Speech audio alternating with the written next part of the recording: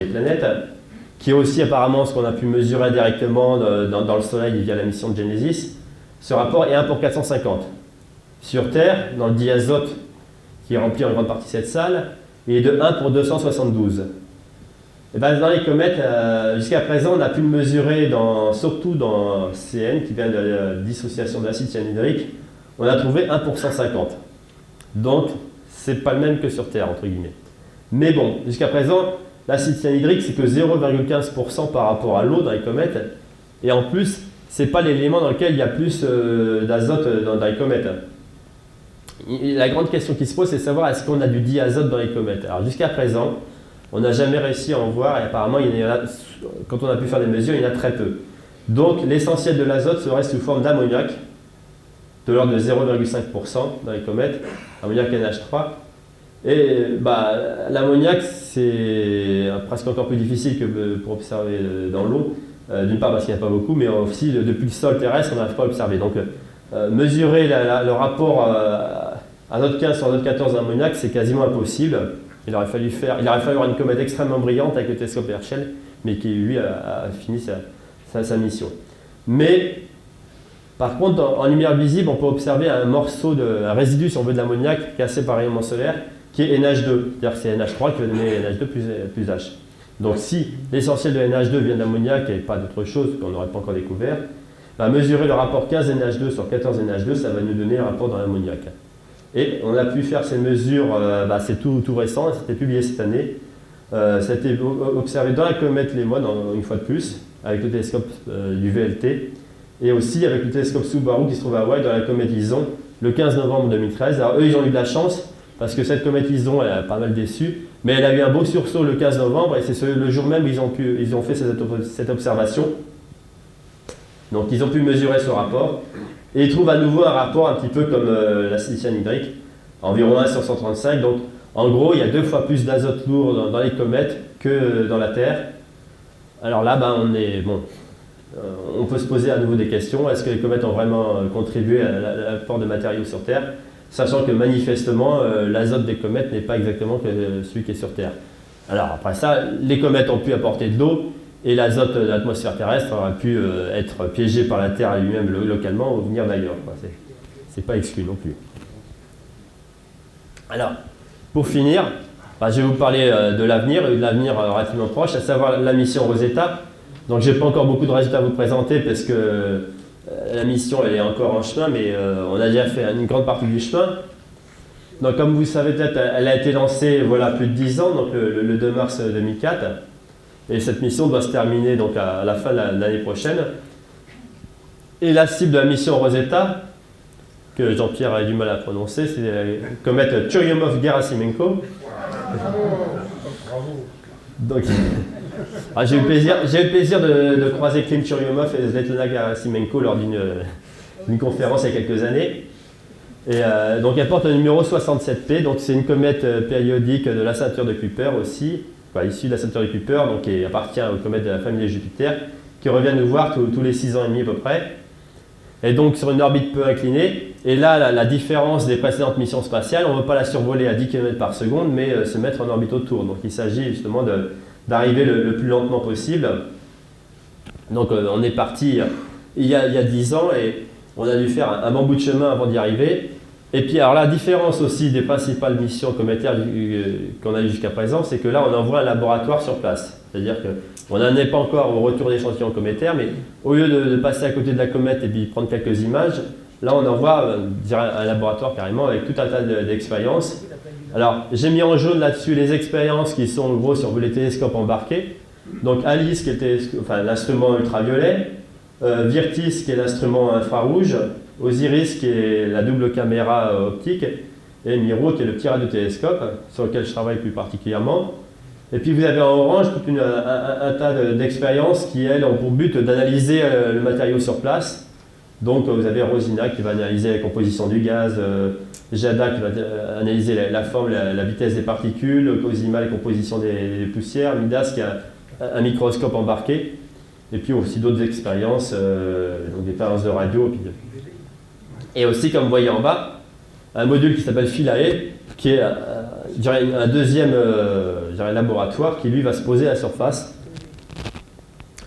Alors voilà un petit peu où on est, alors pourquoi il a fallu autant de temps, c'est que vous voyez donc en violet la trajectoire de la sonde Rosetta, et comme il s'agit d'arriver le plus lentement possible près de la comète Churyumov-Gerasimenko, ben, il a fallu prendre son temps pour arriver, je dirais, sur une orbite quasiment identique. Donc on a fait 3 survols de la Terre, 1 de la planète Mars. On a pu aussi en profiter pour faire 2 survols d'astéroïdes au passage, donc l'astéroïde Steins en 2008 et puis Lutetia en 2010. Et maintenant, bah, aujourd'hui, vous voyez, on est là, même peut-être un peu plus par ici, là. Et à la date d'aujourd'hui, on est pratiquement à plus que 4 millions de kilomètres de la comète. Et donc là-dessus, j'ai mis bon, pour le mois de mai, donc les dernières corrections de trajectoire. Alors au passage, bon, à titre anecdotique, donc on a fait plusieurs survols de la Terre, ce qui permet aussi d'étalonner les instruments, de prendre des images, donc une image de la Lune, une image de la Terre vue du côté nuit. Et l'anecdote que j'aime bien citer, c'est que lors du survol de 2007, donc qui était je crois, le deuxième survol, certains télescopes qui sont automatiques et pour surveiller tout ce qui passe au voisinage de la Terre, éventuellement des astéroïdes qui seraient un jour la Terre, ont détecté un objet qui a été baptisé provisoirement en 2007 VN84 et qui a attiré un petit peu l'attention du bureau des télégrammes de l'UAI. Puisque cet objet il est annoncé comme devant passer à près de 5000 km de la Terre. Alors, il y en a un qui est passé à quelques 300 000 km de la Terre il n'y a pas très longtemps, il y a quelques mois, ils en ont parlé dans les médias. Alors, vous imaginez un objet qui passe à 5000 km de la Terre, ça peut affoler tout le monde. Alors, ils ont vu qu'il n'était pas très gros a priori, et puis c'est là que l'ESA a signalé, NASA ou même des personnes qui ont regardé d'un peu plus près, que bah oui, on sait exactement qu'il va passer à 5295 km de la Terre, et on connaît même son nom, ça s'appelle la mission Rosetta.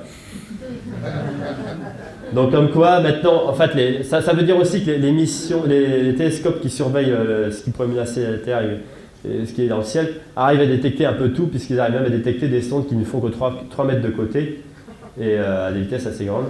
Mais bon, suite à ça, en fait, ils ont supprimé la dénomination provisoire, parce qu'ils savaient très bien que cet objet-là n'était pas un astéroïde inconnu. Alors donc voilà où on en est. En vert, je mets tout ce qui s'est bien passé. En jaune, qui est la prochaine étape, on espère que ça va bien se passer. Donc, vous avez peut-être suivi ça, donc le 20 janvier dernier, la sonde Rosetta s'est réveillée automatiquement. Alors Rosetta, comme vous avez pu le voir déjà sur une des vues précédentes, en fait, elle n'a pas de générateur électrique d'origine nucléaire, mais elle utilise uniquement des panneaux solaires. Et comme elle était très loin du Soleil, au moment où elle était au plus loin du Soleil, elle était pratiquement à distance de Jupiter au Soleil, ça veut dire qu'elle recevait quasiment 20 fois moins d'énergie que près de la Terre. Et ben, on a dû la mettre en sommeil, donc pendant près de 3 ans, entre c'était fin juin 2011 et puis janvier 2014. Et il y avait un réveil, même 2 réveils dans la sonde, qui devait automatiquement rallumer la sonde le 20 janvier dernier.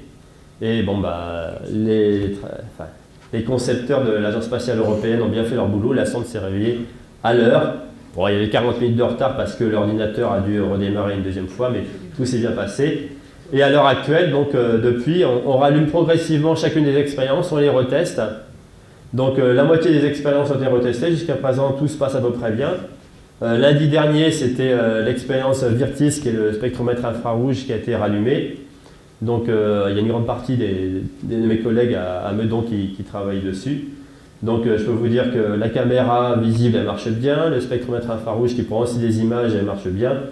Et voilà, donc il y a encore quelques expériences à rallumer, mais pour l'instant ça se passe bien. Donc une des grandes étapes, c'est au mois de mai prochain, on va faire une des premières grandes corrections de trajectoire ou dernières corrections de trajectoire pour réduire la vitesse relative qui actuellement on est à environ 0,8 km par seconde de vitesse relative de la comète, qui est la vitesse à laquelle on se rapproche de la comète. C'est déjà beaucoup moins que toutes les missions jusqu'à présent, mais on doit réduire cette vitesse-là à quasiment 1 mètre par seconde pour se mettre en orbite, même 0,4 mètres par seconde j'ai mis. Donc ça se fera en plusieurs étapes entre le mois de mai et le mois de juillet. Alors voilà, je vous parlais justement des expériences qui marchent bien. Donc ça c'est la caméra Osiris qui a pris cette image le 20 mars dernier, donc 2 jours après qu'on l'ait rallumée, quoi.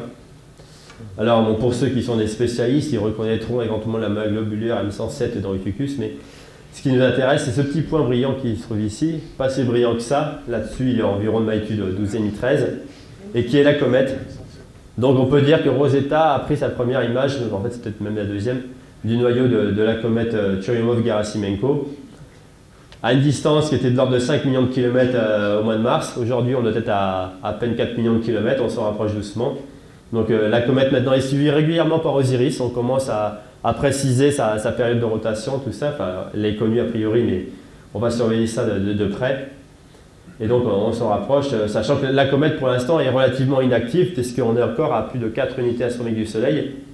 Évidemment, le but, c'est de s'en rapprocher avant qu'elle soit trop active. Alors là, vous voyez un aperçu un peu de la trajectoire. C'est une trajectoire assez compliquée parce qu'on va se rapprocher du noyau d'une comète qui fait 4 km de diamètre, dont la densité est probablement de l'ordre de 0,5, elle est moins que la densité de l'eau, donc quelque chose qui a une très faible gravité et qui à partir d'un certain moment va devenir actif en plus.